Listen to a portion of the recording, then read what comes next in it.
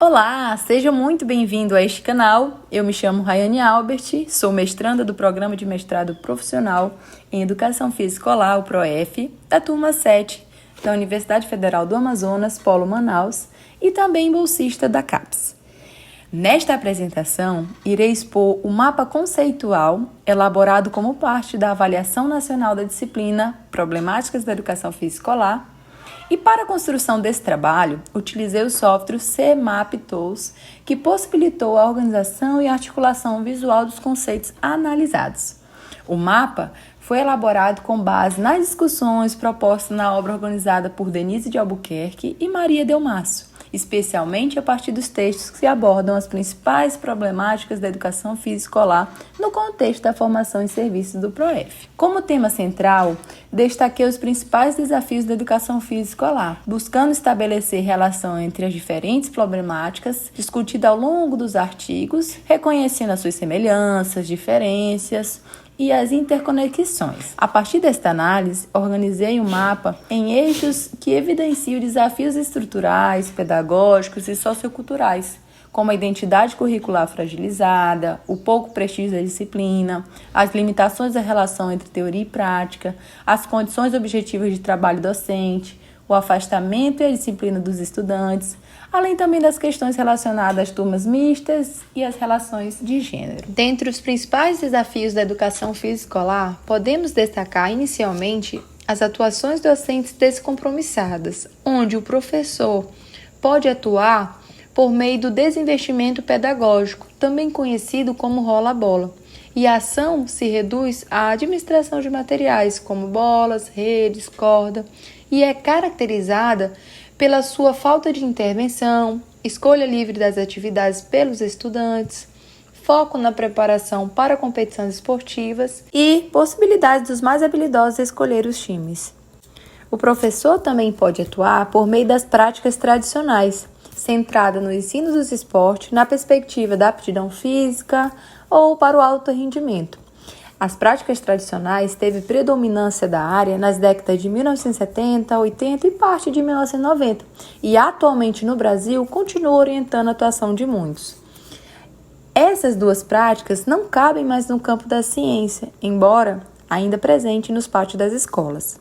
O professor busca superar por meio dessas novas práticas, as práticas inovadoras. Surgida na década de 1980, período de crise da educação física brasileira, causada pela identidade curricular fragilizada, as práticas inovadoras, que são divergentes com os discursos legitimadores iniciais, com a visão biologicista, ela imprimiu uma enorme mudança no entendimento do papel da educação física na escola e foi percebida como a ruptura com as concepções tradicionais, mas demorou a construir consenso em sua formulação e atualmente predomina-se bem mais no discurso do que na prática.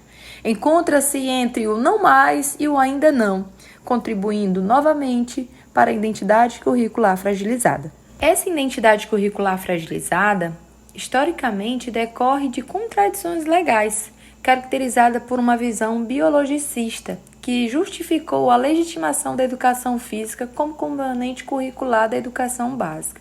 Com início na promulgação da primeira Lei de Diretrizes e Bases da Educação, LDB, em 1961, sendo obrigatório a prática da educação física nos cursos primários aos alunos com idade de até 18 anos. 10 anos depois, a LDB de 1971 deixou de fazer referência ao limite de idade, tornando a obrigatoriedade de educação física em todos os níveis de ensino e facultatividade para alunos com algumas condições. Nesse mesmo ano, ocorreu o decreto número 69450, que definiu a educação física como atividade que, por seus meios, processos e técnicas, desperta, desenvolve e aprimora forças físicas, morais, cívicas, psíquicas e sociais do educando, concretizando novamente a visão biologicista. Esse mesmo decreto foi extinguido em 1996 com a promulgação da nova e vigente LDB, que determina a facultatividade da educação física nos cursos noturnos.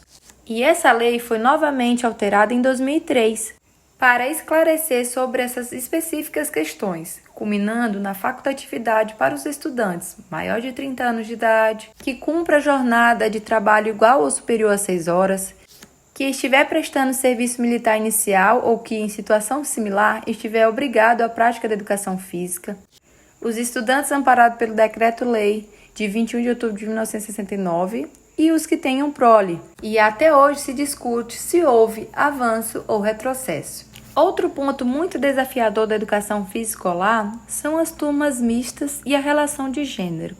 Essa composição teve início também na promulgação da nova LDB, e houve uma resistência docente no início de 1990. Mesmo com algumas tentativas de revogação, a determinação das turmas mistas foi mantida. Importante ressaltar que as turmas mistas hoje não garantem uma inclusão automática, e há uma preocupação em relação ao gênero. Quando é reforçado a naturalização dos papéis masculinos e femininos, resulta em desigualdade de participação, acentuando o afastamento dos estudantes. E este acontece pela perda de interesse, decorrentes de aula no contraturno, repetição dos conteúdos ao longo da educação básica, especialmente aqueles voltados para o voleibol, handebol, futsal, basquetebol. Decorrente também do insucesso. Esse insucesso ele é causado por não conseguir, por exemplo, ser preciso num passe, acertar a cesta, vencer uma corrida, levando-o a evitar situações em que essas dificuldades fiquem expostas, aumentando significativamente a exclusão. Além disso, decorrem os aspectos legais, que colaboram para a cultura de dispensa. Todos esses aspectos podem ser amenizados pela tematização diversificada dos conteúdos, que inclui um trabalho didático-pedagógico consistente, pois amplia as possibilidades de identificação e o sucesso entre os alunos. Nesse viés, cabe também salientar a indisciplina dos estudantes, que é enfrentada com propostas didáticas com o objetivo de desenvolvimento de valores e atitudes positivas. Dentre as inúmeras propostas didáticas, exemplifica-se o modelo de responsabilidade pessoal e social, que tem por objetivo o desenvolvimento de valores pessoais e sociais. Está centrada no ensino das práticas corporais, estruturada em uma progressão de níveis. Nível 1, respeito. Nível 2, o desempenho. Nível 3, autonomia. Nível 4, ajuda. E nível 5, transparência para a vida. Outro tópico a ser abordado dentre os principais desafios da educação física escolar, podemos destacar o pouco prestígio da disciplina, pois há uma ideia equivocada que a educação física ocupa uma posição inferiorizada frente às outras disciplinas da escola, e isso resulta na deslegitimação curricular, na desigualdade na divisão do tempo destinado às aulas de educação física, na dificuldade de participação em condições de igualdade do projeto educacional da escola, no conjunto de limites e preconceitos que devem ser enfrentados, no empecilho para a construção de uma prática pedagógica de qualidade, face à escassez das condições objetivas de trabalho. Outro tópico muito interessante e que requer muito questionamento por parte dos professores, onde essas condições objetivas de trabalho são entendidas como recursos oferecidos pelo sistema escolar para o professor desenvolver suas atividades específicas, e a falta dessas, como a infraestrutura e materiais didáticos, acarreta na insatisfação dos professores. Por último, e não menos importante, abordaremos agora a fragilidade da relação teoria e prática. E raramente essa temática é tratada na complexidade que o tema merece. E para superar essa dissociação entre a teoria e prática, é necessário relacionar a dimensão das vivências das práticas corporais com o conhecimento sobre essas práticas corporais. E a falta de relação adequada entre o ensino sobre o fazer e o fazer pode limitar potencialmente a aprendizagem dos alunos. Espero que você tenha gostado e até o próximo vídeo.